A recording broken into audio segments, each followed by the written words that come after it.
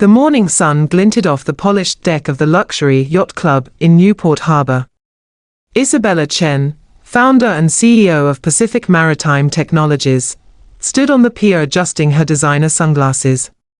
She'd built her marine engineering company from nothing, and at 38, she was worth over $200 million.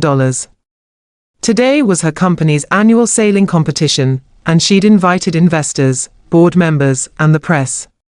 "Ms. Chen, your vessel is ready for inspection," said her assistant, Marcus, clipboard in hand. Isabella nodded, her heels clicking against the wooden dock. She'd always believed in meritocracy, that success came to those who earned it. That's what she told herself. Anyway, near the equipment shed, she noticed a disheveled man in worn work clothes examining one of the boats. His dark skin was weathered by sun and salt, his grey-streaked hair uncombed. He was running his hands along the hull with what looked like genuine knowledge. "Excuse me," Isabella called out sharply. "This is a private event. You need to leave." The man looked up, his deep brown eyes calm. "Just admiring the craftsmanship. This is a modified Hinckley Bermuda 40, isn't it? Beautiful lines." Isabella's lips thinned. "Security will escort you out if, Isabella." Her PR director, Amanda, rushed over. "We have a problem. Captain Reynolds just called. He's stuck in San Francisco. Fog delay. He won't make it for the demonstration." Isabella's face paled. The entire event centered on her company's new navigation system, and they needed a skilled sailor to demonstrate it. Without a captain, the day would be a disaster. The investors were already gathering. "Get someone else. Call the yacht club, call. Everyone's booked for the regatta up the coast," Amanda said desperately. "There's no one available." The homeless man stepped forward. "I can sail her." Isabella actually laughed. "You? This is $1 million yacht with experimental technology. I'm not letting some vagrant. I spent 12 years in the merchant marine," he said quietly. "Sailed everything from cargo ships to racing yachts. I know what I'm doing." "Right," Isabella scoffed. "And I suppose you just happened to end up sleeping on the streets. Tell me another fairy tale." She turned to her assistant. "Marcus, have security remove this man." "Actually," Marcus said hesitantly, looking at his tablet, "I just did a quick search. A James Mitchell was decorated by the Coast Guard for a rescue operation in 2019. Merchant Marine Service record.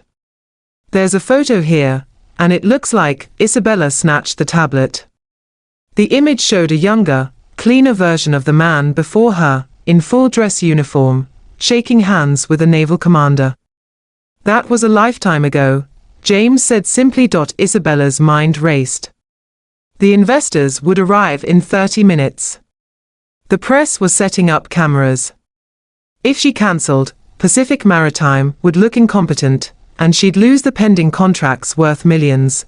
She made a decision born of desperation, not respect. "Fine. But if you so much as scratch the paint, I'll have you arrested." She pointed a manicured finger at him.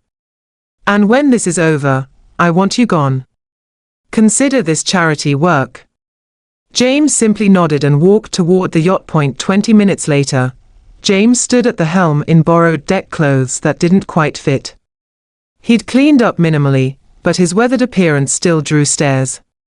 Isabella made him stay in the wheelhouse while she greeted the 30 guests boarding the yacht, wealthy investors in custom suits and summer dresses. "Ladies and gentlemen, welcome aboard," Isabella announced through the sound system. "Today you'll see our revolutionary NaviGuide AI system in action. It integrates real-time weather data, current patterns, and obstacle detection to make maritime navigation safer and more efficient than ever." She deliberately didn't introduce the captain. Let them assume it was a professional she'd hired. As they pulled away from the dock, James's hands moved over the controls with practiced ease. The yacht responded like silk, gliding through the harbor traffic with precision. Some of the guests noticed, whispering among themselves about the smooth handling. "Now, I'll demonstrate emergency obstacle avoidance," Isabella announced, standing at the bow with a microphone. She'd planned for Captain Reynolds to execute a series of sharp maneuvers that would show off the AI system's capabilities. James's voice came calmly through the intercom. "Miss Chen, the current's running stronger than your charts indicate. If we execute that turn at the speed you're requesting, we'll risk—" "Just do what I'm paying you to do," Isabella snapped, cutting off his microphone. She turned to the guests with a bright smile.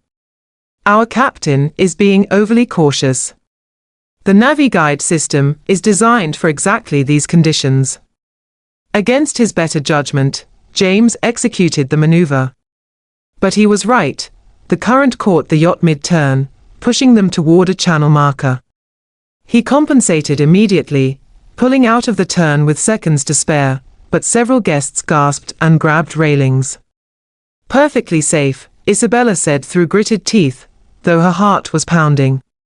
"As you can see, even in challenging conditions, Isabella." Marcus's voice came urgently through her earpiece. "We're getting an emergency alert. Small fishing boat in distress, 2 miles northeast. Coast Guard is 20 minutes out. They're requesting any vessels in the area to assist. There are children on board." Isabella froze. A rescue operation would derail her entire demonstration. The investors would leave, the press would cover the rescue instead of her technology, and worst of all, she'd reveal she had a homeless man as her captain.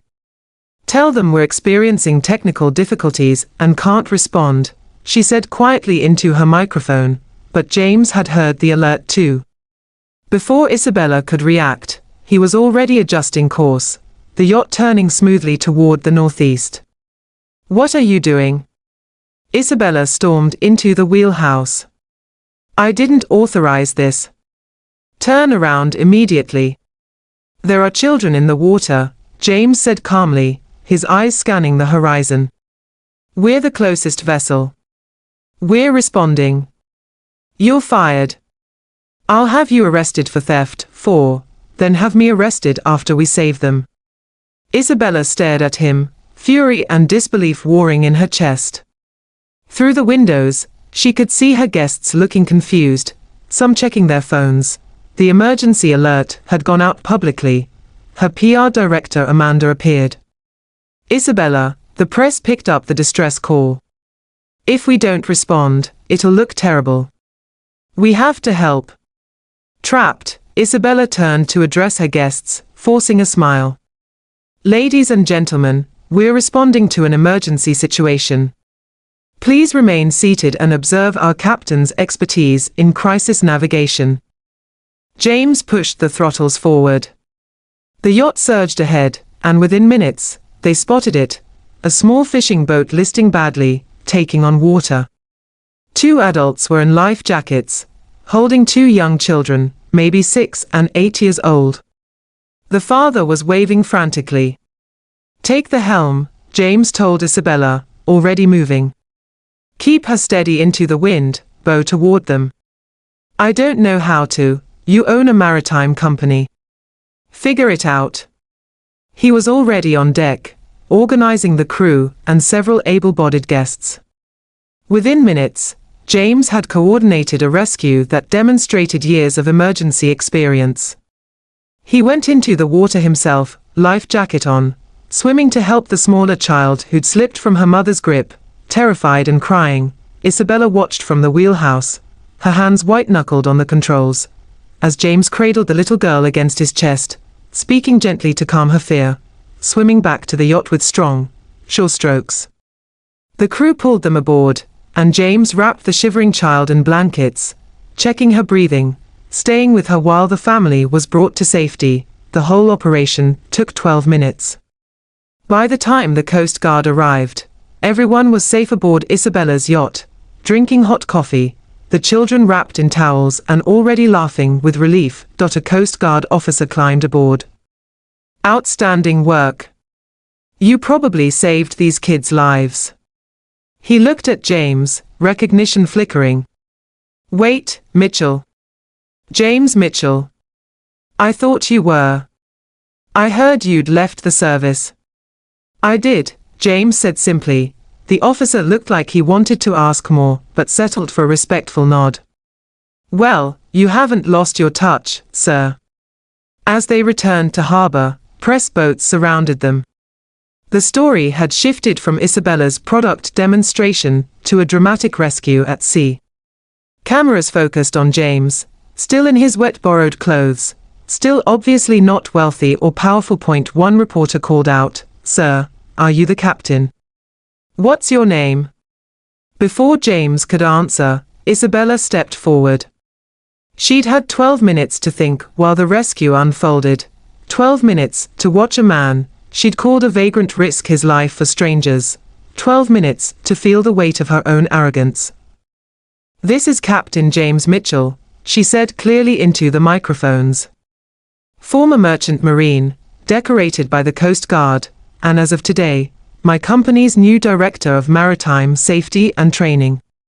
James looked at her, surprised. Isabella met his eyes. "Provided you'll accept the position."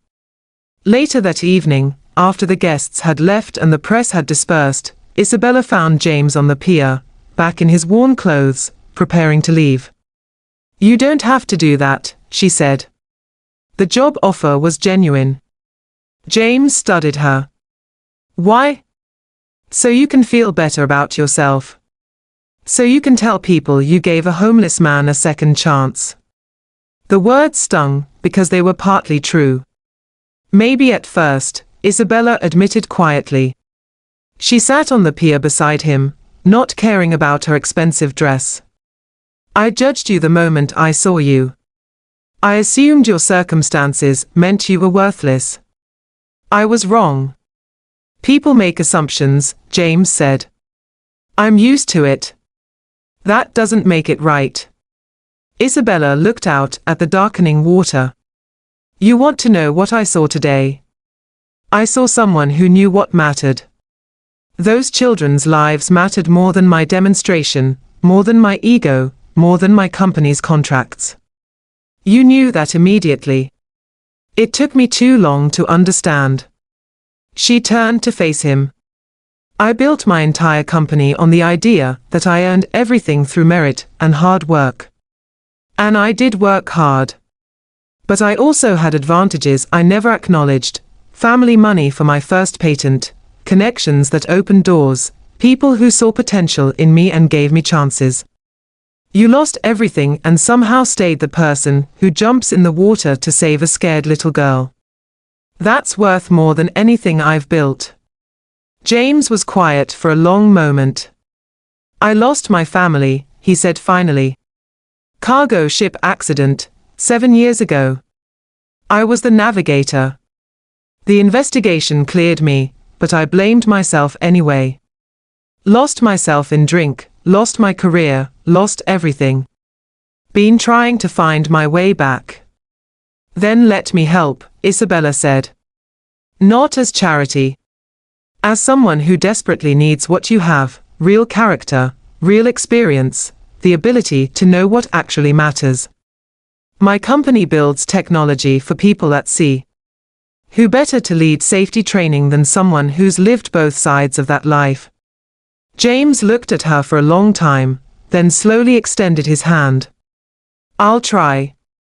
But I stay clean, I work hard, and I do it my way.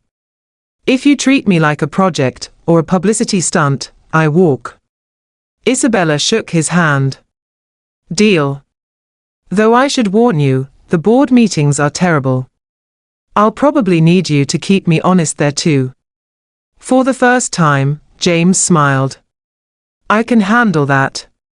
Isabella stood before her board of directors, with James beside her in a proper suit, clean-shaven, looking every bit the professional he'd always been underneath. "Our new safety training program, developed by Director Mitchell, has reduced incidents across our client fleet by 40%, she reported. More importantly, we've established a hiring initiative for experienced maritime workers who faced hardship. 12 people have joined our company so far, bringing in valuable real-world knowledge. After the meeting, as they walked to the parking garage, James said, "You know the press will call it a redemption story. Former CEO learns humility, homeless man gets second chance, everyone lives happily ever after. Is that so bad?" Isabella asked. "It's incomplete," James said. "The real story is simpler. People are more than their circumstances, and we're all capable of both arrogance and grace. You gave me an opportunity, yes. But I also gave you something, a chance to see past your own assumptions. We helped each other." Isabella smiled. "That's a better story. Though less dramatic for the movies." "Life's not a movie," James said. "It's better. It's real." They walked to their cars, colleagues now, friends perhaps, both changed by a single morning when pride met humility and circumstance met character on a pier in Newport Harbor. The lesson wasn't that Isabella had saved James, or even that James had saved those children. The lesson was simpler and harder. Every person we meet carries invisible depth, and the measure of our own character isn't in our success, but in our willingness to see the humanity in others, especially those we're tempted to dismiss. Sometimes the most valuable person in the room is the one we overlook.